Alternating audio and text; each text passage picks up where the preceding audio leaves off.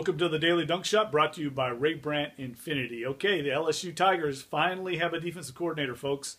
They announced today, formally announced the hiring of Kevin Steele, Alabama linebackers coach, and will also simultaneously announce the hiring of defensive line coach Ed Orgeron, a man that LSU fans are quite familiar with, a Louisiana native, former head coach at Ole Miss, assistant at Tennessee, and also assistant for one season with the New Orleans Saints. I think LSU fans are more excited about Coach O coming to Baton Rouge than they are about their new defensive coordinator, Kevin Steele. So let's talk about these two hires. I think there's some positives about both gentlemen.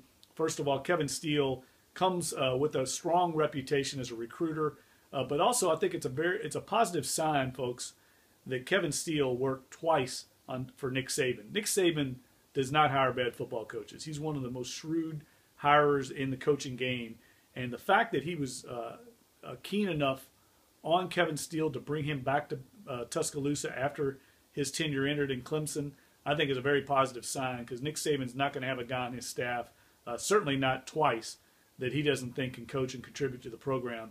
Now, whether Kevin Steele can get this defense playing with the type of efficiency and discipline that they need to maybe make a national title run next year, I think remains to be seen. It's going to be interesting to see what kind of scheme he employs there. I personally think that this defense needed a new voice in the room. Nothing against John Chavis, but I think he'd kind of run his course in Baton Rouge and certainly checked out before the Music City Bowl. I'm interested to see if they can breathe some new life into LSU. I think this defense has underachieved the last year or two. They certainly were not very disciplined tacklers a year ago. It cost them the game against Alabama. Their poor tackling in the secondary haunted them all season long.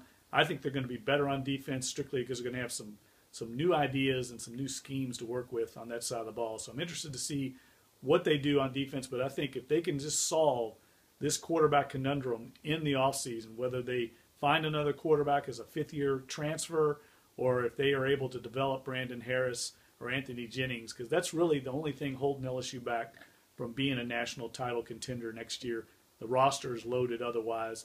And Ed Orgeron, rest assured, will keep that roster loaded. He's one of the top recruiters in the game. He's going to be a formidable tandem with Frank Wilson, a guy he knows very well, who he worked with at Ole Miss.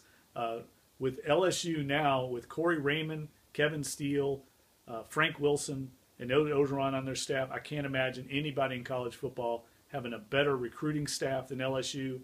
And certainly they're going to put a fence up again around Louisiana. It's going to be very difficult for anybody, including Nick Saban, to come into Louisiana and get these top prospects, because this recruiting staff is second to none right now in college football.